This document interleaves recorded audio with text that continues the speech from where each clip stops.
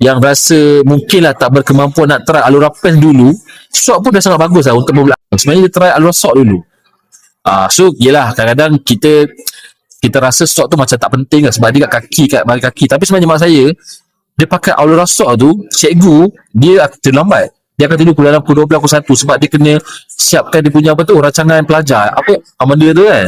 So memang terlambat. So bila terlambat hari-hari ni, dia akan ada masalah tidur.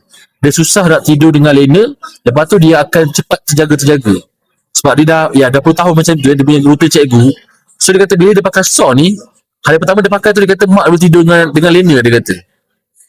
So mana-mana orang yang rasa mungkinlah tak berkemampuan nak try Alura Pen dulu, SOC pun dah sangat bagus lah untuk permulaan. Tapi yang penting kena try sebab Alura ni dia tak ada logik. Bila dia pakai kat badan kita yang ada banyak keradangan, memang dia akan terus improve kita punya blood circulation. Sebab tu Alura SOC ni walaupun nampak macam alah SOC je pun, tapi jangan nampak enteng lah. Dan biasanya orang yang dah pakai Alura SOC, dia akan beli Alura Pens sebab dia nampak kesan lebih best untuk Alura Pen tu.